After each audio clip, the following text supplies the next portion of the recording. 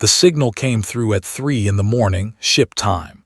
It was weak and broken, cutting in and out like a dying heartbeat. But the words were clear enough for anyone who understood the universal distress code.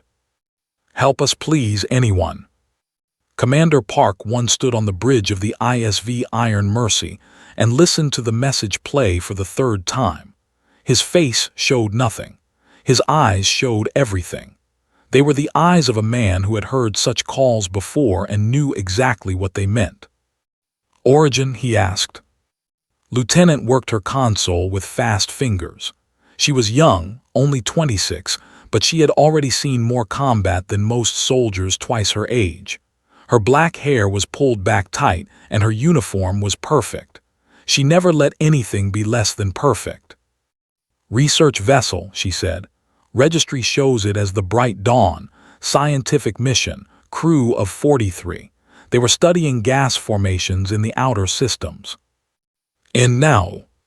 His jaw tightened. "Now they're in space, deep in it, 3 light years past the border." The bridge went quiet. Everyone knew what that meant. They were not like other species in the galaxy. They did not trade. They did not talk. They did not make friends. They only took what they wanted and destroyed what they did not need. Their territory was a black hole on every star map, a place where ships went in and never came out. "How did a research vessel end up there?" asked Chief Medical Officer from his station near the back. He was older than the others, with gray in his short hair and lines around his eyes. Those lines came from years of putting broken people back together. "Unknown," said. "The message mentions engine failure. They drifted across the border. By the time they realized where they were, it was too late." One walked to the main viewing screen. Stars filled the darkness beyond the ship, millions of them, each one a sun with worlds spinning around it. Somewhere out there, 43 people were waiting to die. "Time since the distress call?" he asked. 14 hours, answered. 14 hours. A long time when you were alone and scared and surrounded by enemies. A long time when every minute felt like your last. "Has anyone else responded?" Checked her console again. The pause before she spoke told one everything he needed to know. "The Galactic Council has declared the situation unrecoverable. They are advising all vessels to ignore the distress call and maintain safe distance from territory." One turned to look at her. "They're leaving them to die." "Yes, sir." It was not surprising. The Council was good at many things, making speeches, writing rules, holding meetings that went on for days, but they were not good at risking anything. They were not good at doing what was hard. "And the government. They have requested assistance from any willing party, but they have also stated they cannot offer military support or guarantee recovery of rescue vessels." His voice was flat, controlled. "They're asking for help but won't help themselves." Stepped forward. "Commander, I should mention that we're not exactly in peak condition ourselves. We just finished a 3-month patrol. The crew is tired. Our supplies are at 60%, and we're only carrying a standard combat load." "I'm aware," one said. "I'm also aware that they have never let a ship escape their territory intact, not once in recorded history." "I'm aware of that too." Studied his commander's face. They had served together for 8 years. He had seen one make hard choices before. He had seen him send people into danger and wait for them to come back. Sometimes they did, sometimes they did not, but he had never seen one walk away from someone who needed help. "You're going to do it, aren't you?" said. One did not answer directly. Instead, he turned to address the entire bridge crew. There were 12 of them, men and women who had chosen to serve on a ship that flew toward trouble instead of away from it. They were tired, yes. They were far from home, but they were also something else. They were human. "I'm going to tell you what I know," one said.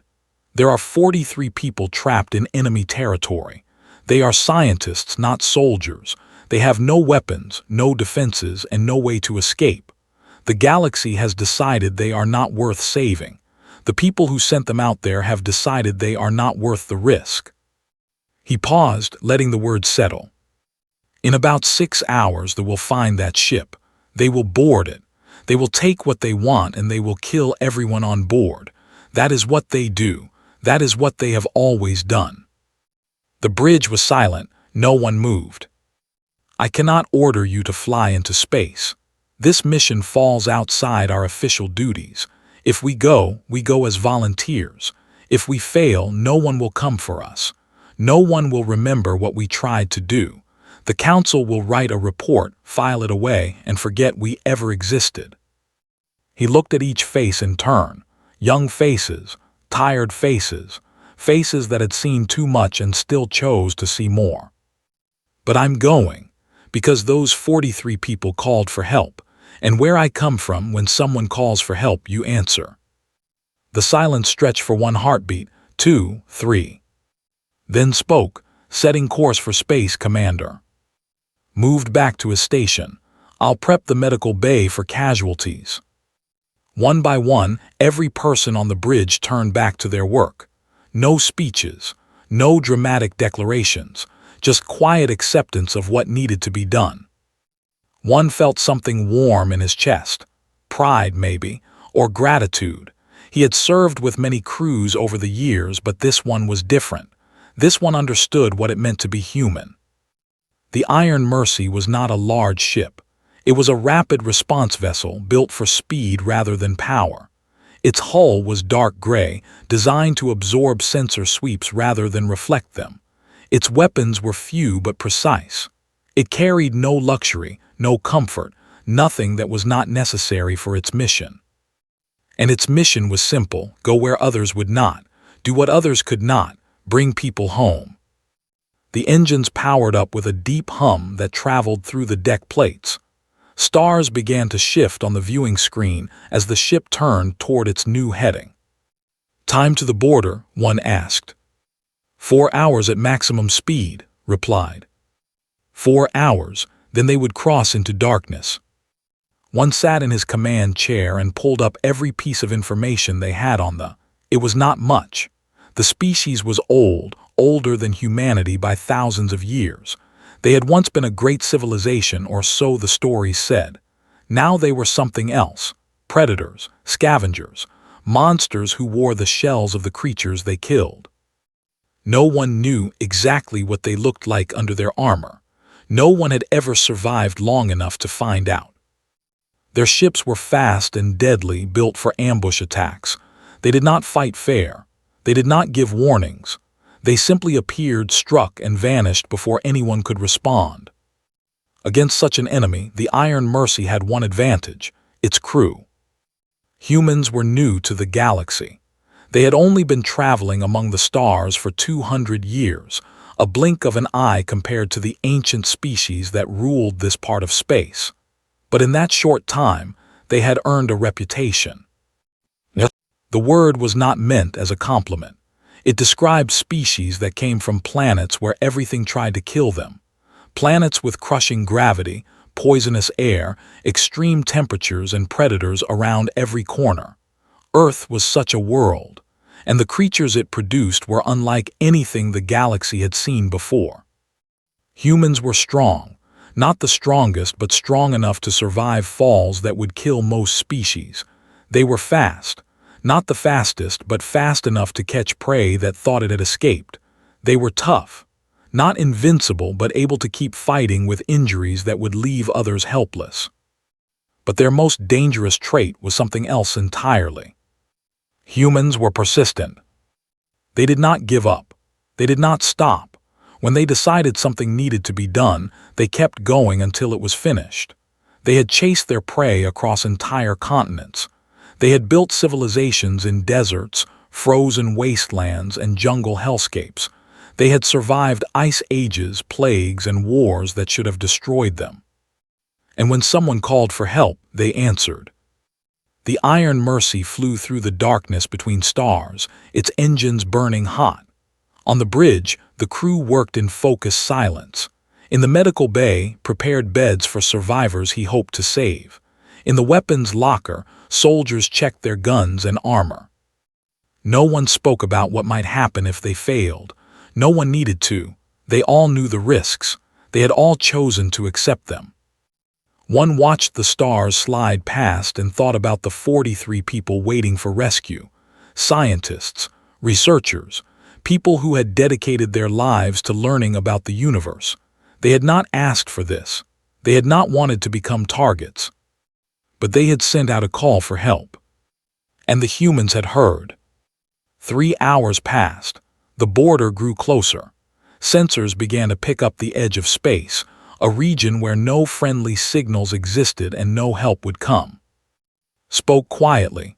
Commander, we're receiving updated information on patrol patterns. It's not good.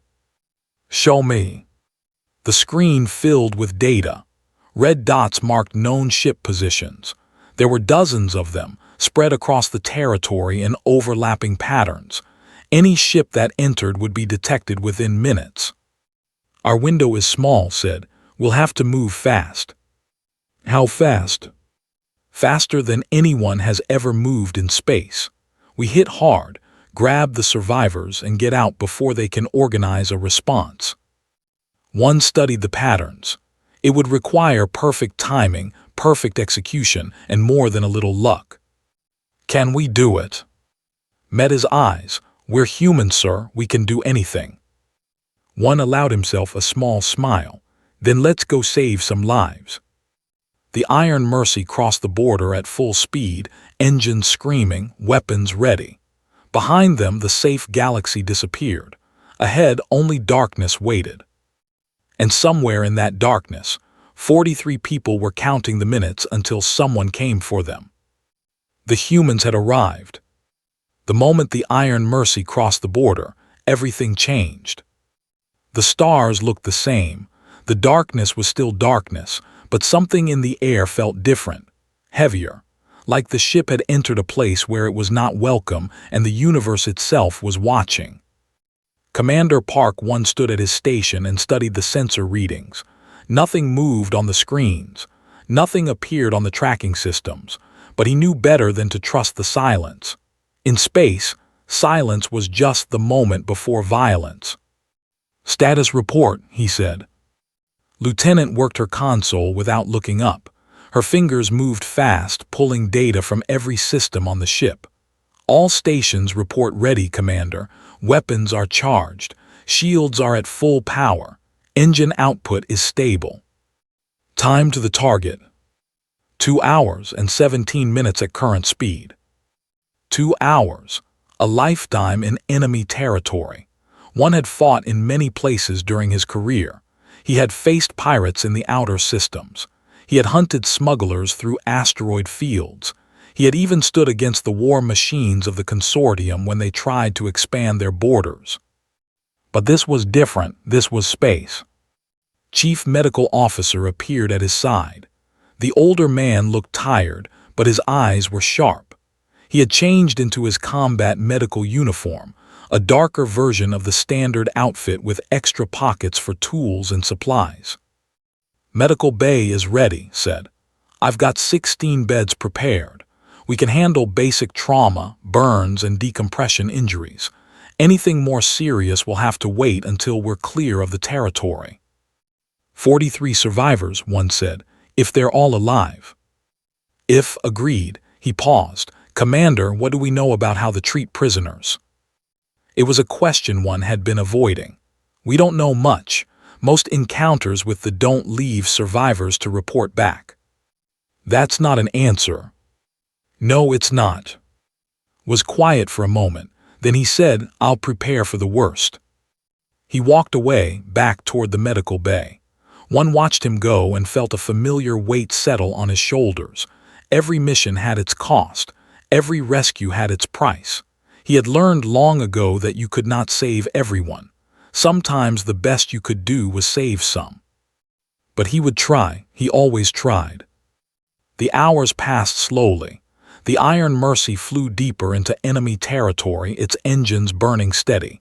The crew moved through their duties with quiet efficiency. Weapons were checked.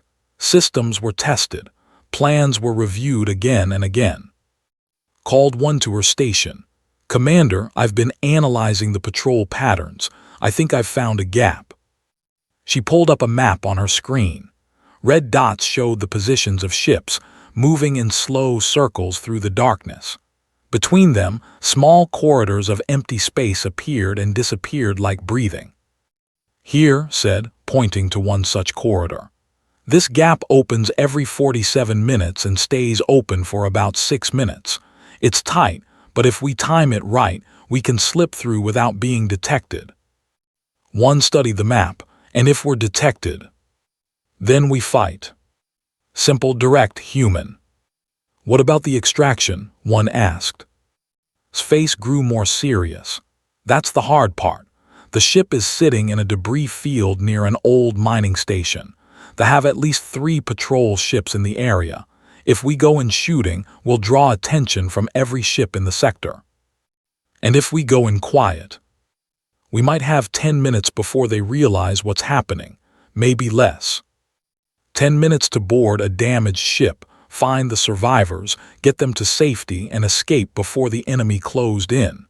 It was not enough time. It was never enough time. "We'll make it work," one said.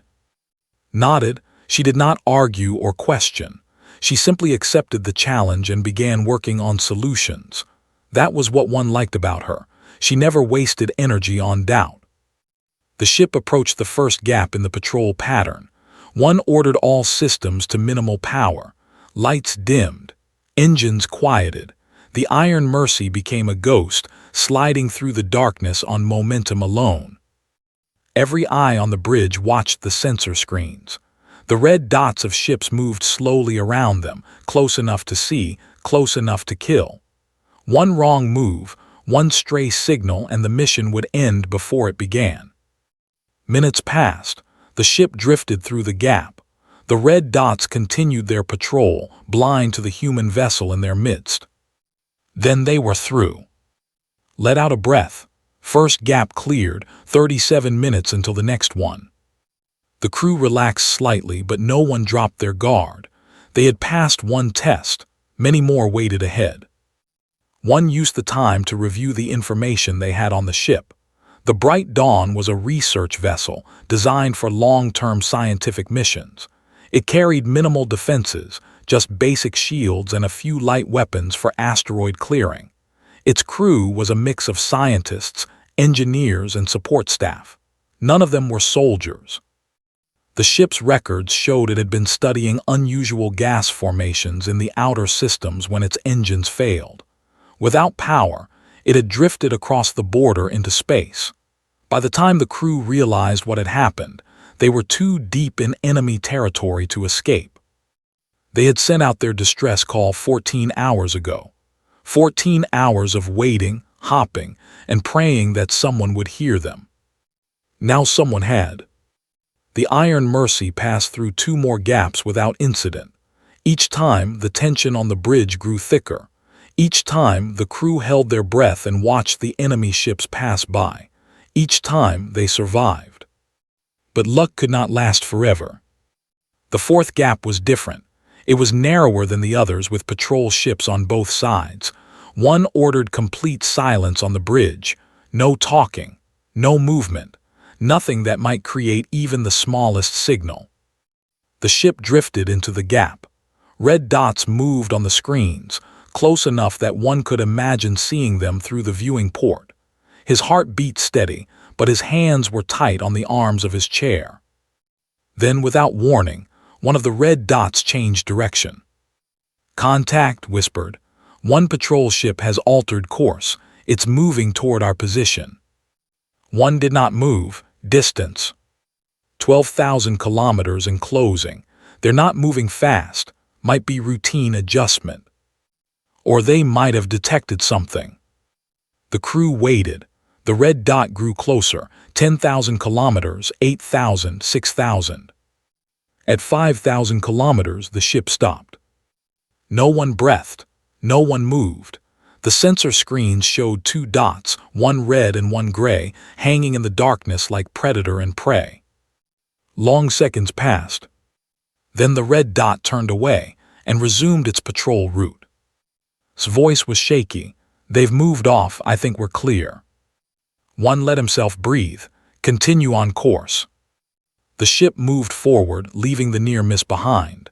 But the encounter had reminded everyone of something important. They were not safe here. They would never be safe here. Every second they spent in space was borrowed time. The debris field appeared on their sensors 30 minutes later. It was a mess of broken ships, shattered stations, and scattered cargo containers. Some of the wreckage was ancient, covered in ice and dust from centuries of floating in space. Some of it was newer, still showing the burn marks of recent battles. And in the middle of it all, a single ship sat motionless. Its lights were dim. Its hull was, but it was still in one piece. The bright dawn. I'm reading life signs, said. 41 confirmed. 2 areas of the ship are not responding to sensors. 41 out of 43. 2 unaccounted for. One hoped they were just in shielded sections. He feared they were already dead. What about he asked. His face darkened. 3 patrol ships in the area. They're circling the debris field. I think they're waiting. For what? For reinforcements, or for to try to run. Either way, they're not in a hurry. They know their prey isn't going anywhere. One studied the layout. The ships were spread out, covering the main exits from the debris field. Getting in would be hard. Getting out would be harder. And doing both with 41 survivors would be nearly impossible. Options, he asked. Thought for a moment. We could try to slip past them, board the ship quietly, and extract the survivors before they realize what's happening. That gives us, maybe, 5 minutes before they detect our shuttle. Or we could hit them hard. Take out the patrol ships first, then move in for the extraction. That brings every ship in the sector down on our heads. Yes. 2 options, neither one good. One had faced such choices before. In war, you rarely got to pick between good and bad. You picked between bad and worse. There's a third option, said from his station. The medical officer had been listening quietly, but now he stepped forward. We combine both. Explain. We send a small team to board the ship while the Iron Mercy draws attention away. Make them think we're trying to fight our way through.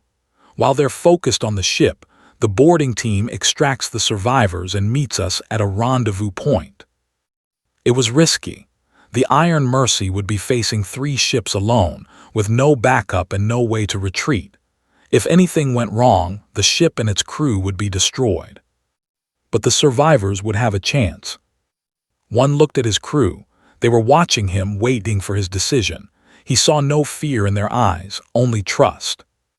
You'll lead the boarding team. Take 8 soldiers and the medical shuttle. Get to that ship, find the survivors, and get them out. Stood, yes, Commander. You're going with her. Those survivors will need medical attention. The doctor nodded. I expected as much. One turned to the rest of the bridge crew. The rest of us are going to give the something to chase. We'll make enough noise to wake the dead, then lead them away from the debris field. Once the boarding team is clear, we'll head for the rendezvous point. No one asked what would happen if the Iron Mercy did not make it. They all knew, but they also knew that the survivors had no chance without them. This was what humans did. They risked everything for strangers. They faced impossible odds for people they had never met. They answered calls for help even when the smart thing was to stay away. The preparations moved quickly. Soldiers gathered their weapons and headed for the shuttle, collected his medical supplies, ran final checks on the boarding plan. At the shuttle bay door, she stopped and looked back at one. We'll get them out, she said. I know you will. Try not to get killed while we're gone. One allowed himself a small smile. I'll do my best. The shuttle launched into the darkness, carrying 8 soldiers, 1 doctor, and 1 lieutenant who had never failed a mission in her life. The Iron Mercy turned toward the patrol ships, its weapons coming online, its engines building power. The time for hiding was over. Now it was time to fight. The Iron Mercy came out of the darkness like a nightmare made real. Its weapons fired first, sending bright streaks of energy across the void. The shots were not meant to hit anything. They were meant to be seen, to attract attention, to make every in the sector turn and look. It worked.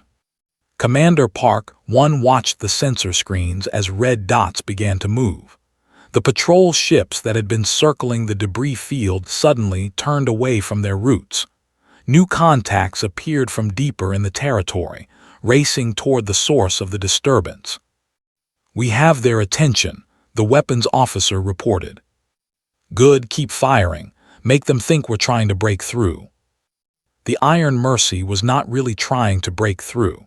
It was dancing, moving in patterns that looked aggressive but actually led the enemy ships away from the debris field, away from the vessel, away from the boarding team that was now flying through the wreckage on a mission to save lives. But they did not know that. All they saw was a human ship in their territory, firing weapons and challenging their control, and they responded exactly as one had expected. They attacked. The first ship came in fast, its hull dark and angular like the shell of some deep-sea creature. It fired a spread of projectiles that lit up the darkness. The Iron Mercy dodged left, rolling through the barrage with centimeters to spare. "Return fire," one ordered. The weapons officer did not hesitate. Twin beams of focused energy shot from the Iron Mercy's forward guns. They struck the ship's forward section, cutting through armor that had been designed to resist such attacks. The ship kept coming. It did not slow down. It did not pull back.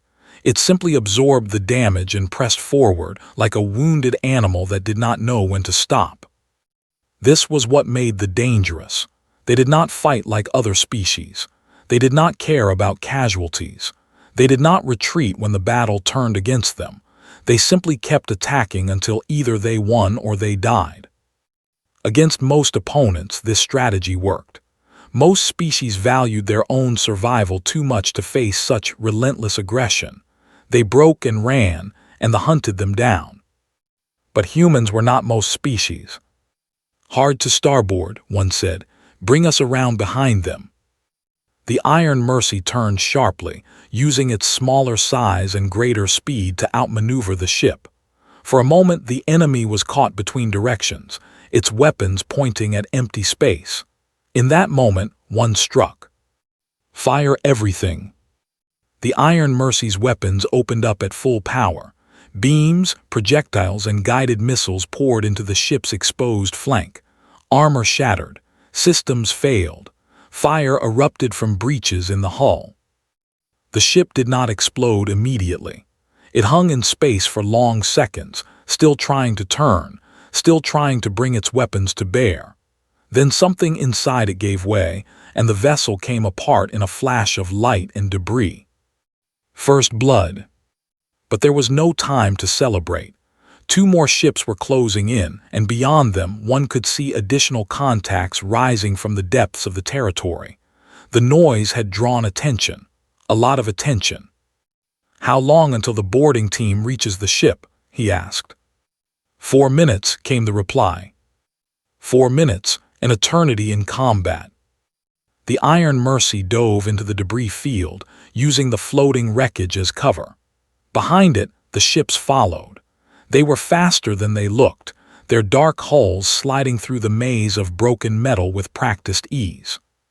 One had to admire their piloting, even as he planned their destruction. They had thousands of years of experience in these spaces. They knew every piece of debris, every safe passage, every trap. The humans were newcomers here, learning as they went. But humans learned fast. "There," one said, pointing to a cluster of wrecked ships on the sensor display. "Take us through there." The helmsman looked uncertain. "Sir, that gap is barely wide enough for our ship." "I know, do it anyway." The Iron Mercy shot toward the narrow passage. Behind it, the ships followed, confident in their ability to match any maneuver. The gap grew closer, a thin slice of darkness between two massive hulks. At the last moment, one gave an order. Drop mines, all we have." A spread of explosive devices fell from the Iron Mercy's rear section. They scattered across the entrance to the gap, invisible against the darkness of space. The human ship squeezed through the narrow passage and emerged on the other side. The first ship hit the mines at full speed. The explosion lit up the debris field like a second sun. The vessel's forward section simply ceased to exist, vaporized by the combined force of a dozen warheads. What remained of the ship tumbled through space, crashing into the wrecks around it and creating a chain reaction of collisions. The second ship tried to stop, but it was moving too fast, following too close. It slammed into the wreckage of its companion, and both ships became part of the debris they had been navigating. One allowed himself one breath of satisfaction. Then he was moving again. Status on the boarding team. They've reached the ship. Lieutenant reports their beginning entry procedures. Good, the plan was working, but they were not safe yet. On the sensor screens, more red dots were converging on their position. 5 ships, 10 ships. The entire sector was waking up, drawn by the violence that had erupted in their territory. "How many ships can we handle?" one asked. The weapons officer paused before answering. "Maybe 4 or 5 if we're lucky." "And if we're not lucky?" 2. There were already 15 contacts on the screen, and more were appearing every minute. The math was simple. Even with all their skill, all their courage, all their human stubbornness, they could not fight an entire fleet. But they did not have to win. They only had to buy time. "Take us deeper into the debris field," one ordered. "Find the thickest concentration of wreckage you can. We're going to make them fight for every meter." The Iron Mercy dove into the heart of the debris field. Around it, the ghosts of 1,000 dead ships floated in silent witness. Some were ancient, their origins lost to time. Others were recent, still bearing the marks of the violence that had killed them. The followed. They were more cautious now, having seen what humans could do. They spread out, covering each other, moving in coordinated patterns that showed centuries of practice. But coordination required communication, and communication could be disrupted. "Jamming systems active," the communications officer reported. Static flooded the frequencies. Their ships faltered, suddenly cut off from each other. The coordinated fleet became a collection of individual hunters, each one alone in the darkness. And humans were very good at hunting alone. The next hour was a brutal game of cat and mouse. The Iron Mercy struck from the shadows, hitting one ship and then vanishing before others could respond. It used the debris as weapons, knocking loose pieces of wreckage into enemy paths. It set traps and ambushes, turning every advantage the thought they had against them. 5 more ships fell, then 6, then 7. But it was not free. The Iron Mercy took damage too. A lucky shot breached the rear section, venting atmosphere until emergency seals closed the gap. Another hit knocked out the secondary weapons array. A third damaged the engines, reducing their speed by 20%. One felt each blow like a wound to his own body. His ship was dying around him, and there was nothing he could do but keep fighting. "Commander, message from Lieutenant." "Let me hear it." His voice came through the speakers, distorted by distance and interference but still clear enough to understand. "Boarding is complete. We have 41 survivors on board. 2 did not make it.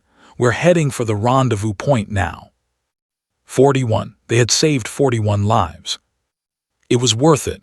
No matter what happened next, it was worth it. "Understood," one said. "We'll meet you there."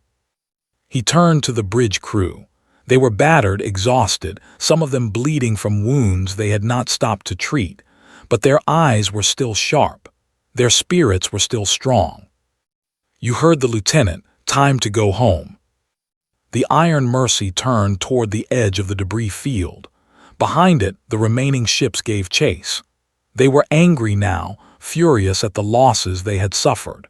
They pushed their engines to maximum, determined to catch the human ship before it could escape. But the debris field was not finished with them. As the ships accelerated, the Iron Mercy's jamming systems suddenly shut off. For a moment, nothing happened. Then the ship's sensors came back online, showing them exactly where they were. They were heading straight into a dense cluster of wreckage that had been invisible moments before. 3 ships managed to stop in time. 2 did not. Their collisions added to the chaos, creating clouds of debris that blocked the pursuit. The Iron Mercy burst out of the debris field and into open space. Its engines screamed with the effort, pushing the damaged vessel faster than it should have been able to go. Behind it, they were already regrouping. More ships were coming from across the territory, forming a wall of hostile contacts that would eventually catch up with them. But eventually was not now, and now was all that mattered. The rendezvous point was 30 minutes away. The medical shuttle was already there, waiting with 41 people who owed their lives to a ship full of strangers. One looked at the damage reports, the casualty lists, the failing systems. The Iron Mercy would need months of repairs after this. Some of its crew would need even longer to heal. But they had done it. They had walked into the darkness and brought people home. That was what humans did. That was who they were. The ship flew on through the night, leaving fire and destruction behind. Somewhere ahead the border waited. Beyond it, safety. Beyond it, home. They just had to get there first. The medical shuttle drifted through the debris field like a whisper. Its engines were barely running, producing just enough thrust to navigate the maze of wreckage without attracting attention. Inside, Lieutenant watched the shadows outside the viewport and waited. The boarding team was ready. 8 soldiers in full combat gear, their weapons loaded and their faces calm. Behind them, Chief Medical Officer sat with his medical kit open, reviewing the supplies he might need in the next few minutes. They were close now. The ship hung in the darkness ahead, its lights flickering weakly. It looked dead, but sensors showed life signs inside. 41 people were waiting in that broken vessel, hoping someone would come for them. Someone had. "Contact in 2 minutes, the pilot reported. "I'm seeing a breach on the port side. Looks like previous damage from the engine failure. We can enter there." Nodded, "Take us in quiet. No lights, no signals. We're ghosts until we're not." The shuttle slid closer to the damaged ship. Behind them, the sound of distant explosions echoed through space as the Iron Mercy began its distraction. The patrol ships were turning away, drawn by the noise and violence. It was working, but they would not have much time. The shuttle touched down against the ship's hull with barely a sound. Magnetic locks engaged, creating a seal between the 2 vessels. The soldiers moved to the airlock, their weapons ready. "Pressure equalized," the pilot said. "You're clear to enter." Was the first through the door. The inside of the ship was dark and cold. Emergency lighting cast red shadows across the corridors. The air was thin, barely enough to breathe. Frost had formed on the walls where the heating systems had failed. Behind her, the soldiers spread out in a protective formation. Followed close, his medical scanner already active. "Life signs are concentrated in the rear section," he said. "Looks like they gathered everyone in one area for warmth. Smart." Led the way through the ship. Every step felt too loud. Every shadow looked like a threat. She knew they were not on board yet, but the fear of discovery never left her. They passed through a ruined laboratory. Equipment lay scattered across the floor, thrown about by whatever disaster had crippled the ship. Screens flickered with corrupted data. A uniform hung from a chair, empty and abandoned. Then they reached the door to the rear section. It was sealed tight, locked from the inside. Someone had welded additional barriers across the frame, turning the entrance into a makeshift fortress. The survivors were not just hiding. They were prepared to fight. Knocked on the door. The sound echoed through the empty ship. For a long moment, nothing happened. Then a voice came through the metal, high and trembling. "Who is there?" It was speaking in the common galactic language, but the accent was unfamiliar. Had heard their kind spoke like music, their words rising and falling in patterns that humans found beautiful. This voice had no music in it, only fear. "I am Lieutenant of the human vessel Iron Mercy. We received your distress call. We are here to rescue you." Silence, then the sound of movement behind the door, voices arguing in a language did not understand. Finally, the locks began to disengage. The welded barriers were pushed aside from within. The door opened slowly, revealing a crowd of alien faces staring at the humans with expressions of disbelief. They were tall and thin, with pale blue skin and large eyes that seemed to catch every bit of light. Their features were delicate, almost fragile-looking. They wore the uniforms of scientists and researchers, though many of those uniforms were now torn and stained. At the front of the group stood a female with silver markings on her face. She was older than the others, her posture straight despite the obvious exhaustion in her eyes.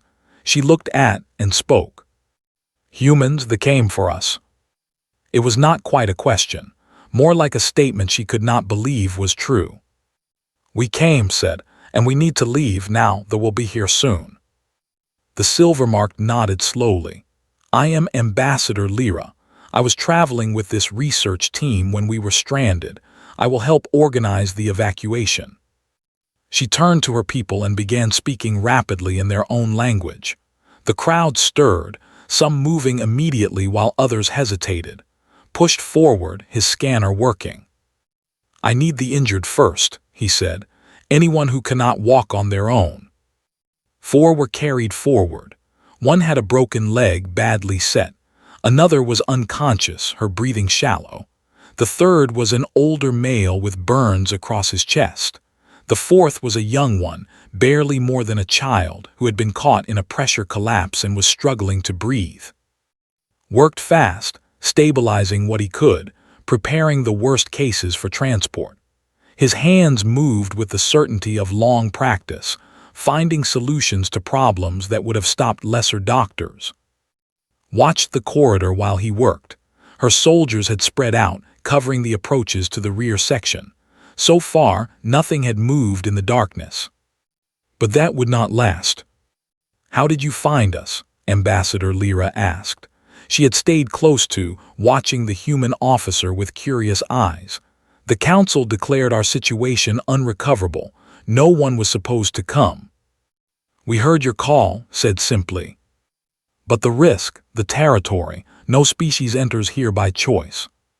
Humans make many choices that others consider unwise." Lyra studied her for a long moment. "I have heard stories about your kind, the who came from a planet that tried to kill them, who survived through stubbornness and aggression, who fight without hesitation and die without fear. Some of those stories are true." "Which parts?" Checked her weapon, the parts about not giving up. The evacuation proceeded quickly. They were frightened but organized, following Ambassador Lyra's commands without argument. They filed through the corridors in small groups, each one guided by a human soldier toward the waiting shuttle. Moved the injured first, carrying the young one himself when the stretcher proved too slow. His face was tight with concentration, his mind calculating survival odds with every step. Waited until the last group was moving before she followed. She was nearly to the airlock when her communicator crackled. "Lieutenant, we have a problem." It was the shuttle pilot. His voice was strained. "What is it?" "Ship just appeared at the edge of the debris field. It must have circled around, avoiding the main fight. It's heading straight for us." His blood went cold. "Time." 6 minutes, maybe less." 6 minutes. The shuttle was loaded with 41 survivors, most of them unable to fight. If they caught them here in the debris field with no room to maneuver, it would be over. "Get everyone on board," ordered. "We're leaving now." She ran through the corridors, pushing past the last of the evacuees. At the airlock was waiting. "Everyone's accounted for," he said. 41 survivors. 2 did not make it before we arrived. They're already dead in the forward section. 41 out of 43. 2 people they could not save. Felt the weight of those numbers, but there was no time to mourn. "Get on the shuttle, we're out of time." The medical shuttle detached from the ship and began moving through the debris field. Behind them, the ship was growing larger on the sensors, its weapons already charging. "Can we outrun them?" asked. The pilot shook his head. "Not with this many people on board. We're too heavy. They'll catch us before we clear the field." Thought fast. The debris field was thick here, full of obstacles that would slow pursuit. But they knew this space better than they did. They would find a way through. Unless someone stopped them. "Keep heading for the rendezvous point," said. "I'll slow them down." She moved toward the shuttle's rear compartment, where a small emergency pod was stored. It was designed for escape, not combat, but it had maneuvering thrusters and a single-mounted weapon. Grabbed her arm. "What are you doing?" "Buying time. Get these people to safety." "That pod won't survive more than a few hits."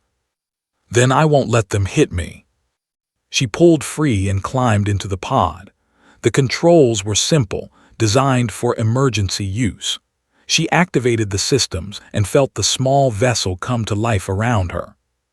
"Lieutenant," Ambassador Lyra's voice came through the communicator. "What you are doing is madness. You cannot fight a ship alone." "I don't need to fight them. I just need to delay them." "You will die." Smiled, though no one could see it. "Maybe, but the 41 people on that shuttle won't." The pod launched from the back of the shuttle, dropping into the debris field behind them. On her sensors, could see the ship closing in. It was bigger than the pod by a factor of 50. Its weapons could destroy her with a single shot. But she was not planning to get shot. The pod dove into the wreckage, weaving between broken hulls and shattered equipment. The ship followed, its weapons firing blindly into the debris. Explosions lit up the darkness around her. Fired back. Her single weapon was not powerful enough to seriously damage the enemy ship, but it was enough to get their attention. They turned toward her, forgetting the shuttle in their anger. For 5 minutes, danced through the debris field. She used every trick she knew, every maneuver she had ever learned. The pod was small and fast, able to fit through gaps that the ship could not follow, but each pass brought the enemy closer. Her weapon was empty. Her shields were failing. The pod systems were screaming warnings that she could barely hear over the sound of her own heartbeat. Then, just when she thought it was over, a new contact appeared on her sensors. The Iron Mercy. The human warship burst out of the debris field like a force of nature. Its weapons opened up at full power, hammering the ship with everything it had. The enemy vessel, already damaged from chasing, could not withstand the assault. It came apart in a spectacular explosion that lit up the debris field for kilometers. Commander Park One's voice came through her communicator. "Lieutenant, I believe you have some passengers to deliver." Laughed, the sound coming out shaky and breathless. "Yes, Commander, I believe I do." The shuttle rejoined the Iron Mercy, and together they flew toward the border. Behind them, the territory burned with the wreckage of their enemies. Ahead, safety waited. They had done it. They had saved everyone they could. Now they just had to get home. The border was 30 minutes away. The Iron Mercy flew through the darkness with the medical shuttle close beside it. Behind them, the territory was in chaos. Ships were still gathering, still trying to organize a pursuit, but the humans had a head start. Commander Park One stood on the bridge and watched the sensor screens. His ship was badly damaged. 3 sections were sealed off, exposed to vacuum. The weapons systems were running at half power. The engines were making sounds that worried even the most experienced crew members. But they were still flying. That was what mattered. "Status report," he said. Lieutenant's voice came through from the medical shuttle. All survivors are stable. Doctor is treating the worst cases, but he says everyone should make it. 41 lives. They had crossed into enemy territory, fought their way through an entire fleet, and brought back 41 people who had been left to die. One allowed himself a moment of quiet satisfaction. Then the sensors showed new contacts. "Commander, we have a problem." It was the tactical officer, her voice tight with concern. On the screen, red dots were appearing ahead of them, not behind, ahead. "They have ships at the border," she reported. "They must have called in reinforcements from neighboring sectors. They're blocking our exit." One studied the display. 12 ships, 12 enemy vessels spread across the only path home.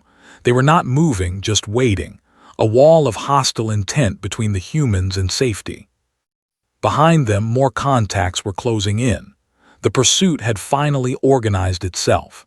20 ships, maybe more, racing to catch them before they could escape. They were trapped. "Can we fight through?" one asked.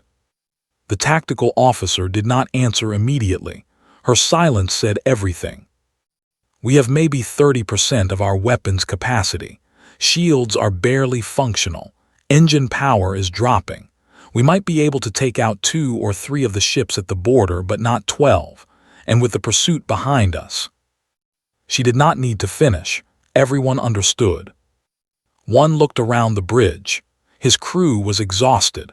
Many of them were injured. They had given everything they had to complete this mission, and now they were being asked to give more. But not one of them looked ready to surrender.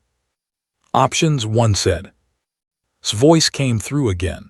"Commander, I might have something. There's a narrow passage through the border zone. It's full of gravitational anomalies, dangerous for any ship. But if we time it right, we might be able to slip through before they can react." "Show me."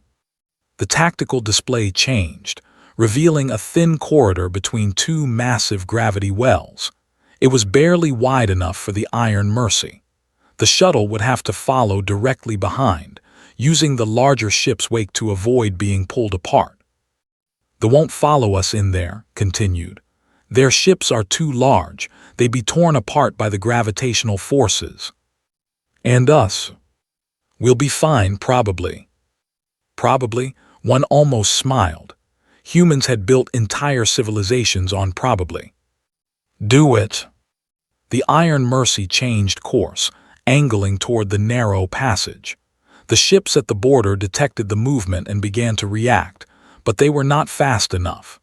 The human vessel reached the entrance to the gravitational corridor before the enemy could close the gap.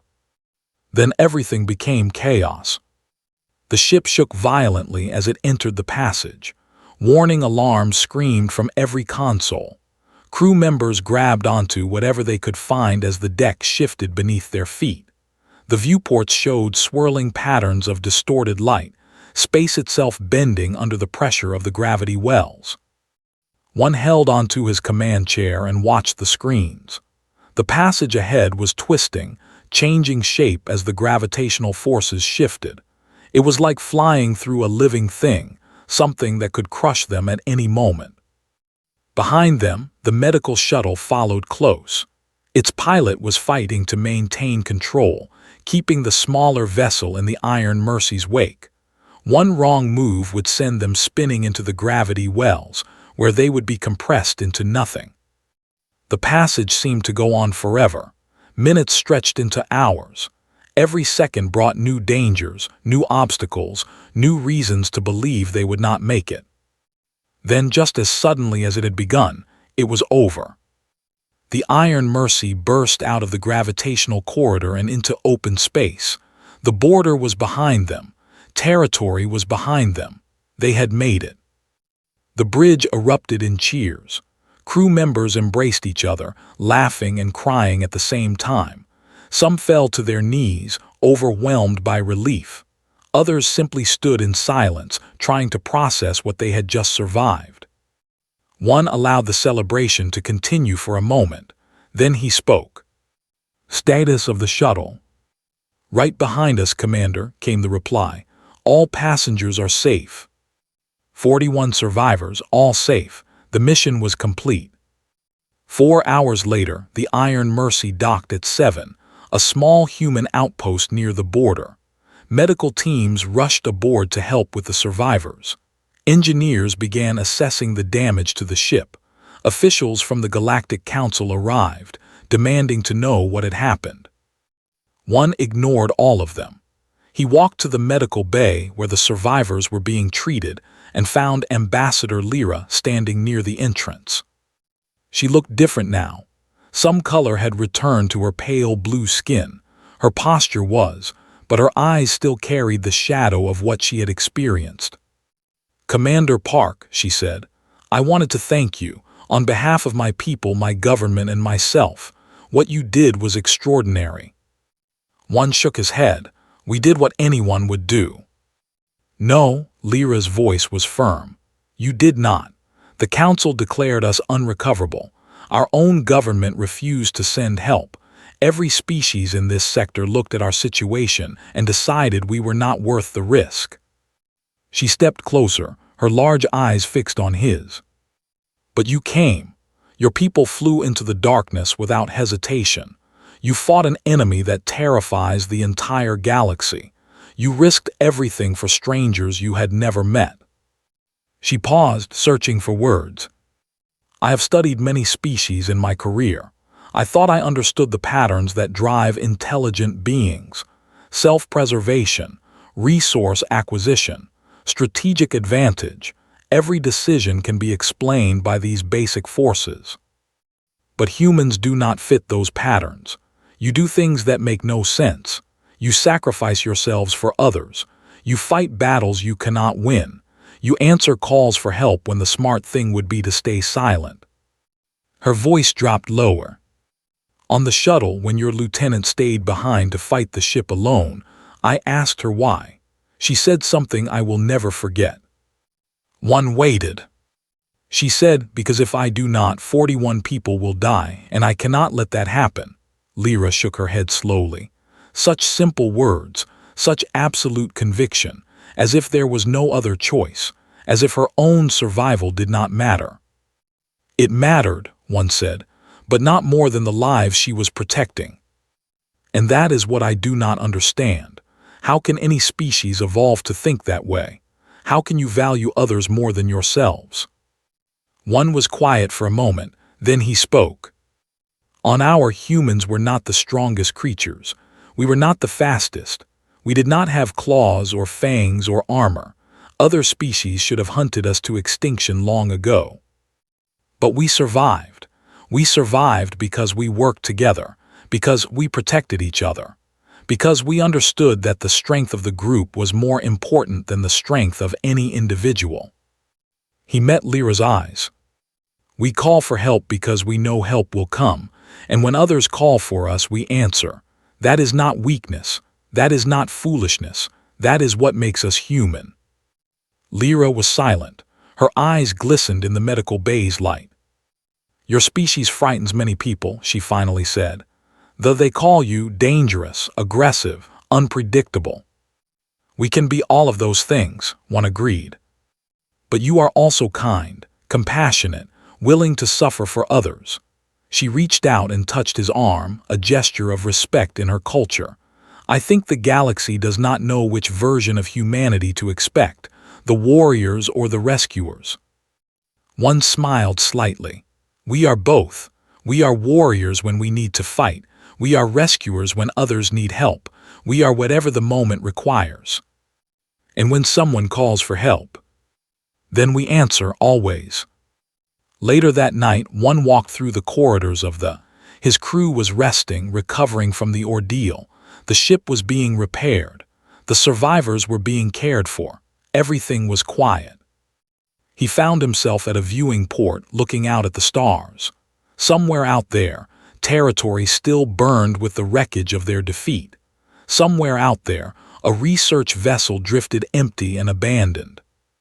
And somewhere out there, 41 people were alive because a ship full of humans had heard their call. Appeared beside him. She was tired, her uniform rumpled, her hair escaping from its usual perfect arrangement. but her eyes were bright. "The Council is calling it an unauthorized incursion into sovereign territory," she said. "They're talking about formal complaints, diplomatic incidents, possible sanctions." "Let them talk," one said. "The government has already issued a statement praising our actions. They're calling us heroes." "We are not heroes. We just did what needed to be done." Was quiet for a moment. Then she asked, "Would you do it again?" One did not hesitate. "Yes." "Even knowing how close we came to dying?"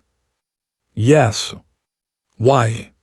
He looked at her, this young officer who had risked her life without a moment's doubt. She had fought alone against a warship. She had faced impossible odds without flinching. And now she was asking him to explain something she already understood. "Because they called for help," he said, "and that is what we do." Smiled. It was a tired smile, but a real one. "I suppose it is." They stood together at the viewing port, looking at the stars. Behind them, the hummed with life.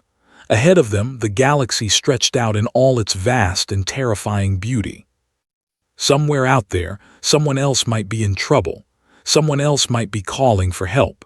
Someone else might be counting the minutes until hope arrived. And when that call came, the humans would answer. They always did. That was who they were. That was what they did, who came from a planet that tried to kill them, warriors who fought with ruthless precision, rescuers who risked everything for strangers. Humans. The galaxy was still learning what that word meant, but slowly, one rescue at a time, the truth was spreading. When you called for help, they answered. And they did not stop until everyone was safe.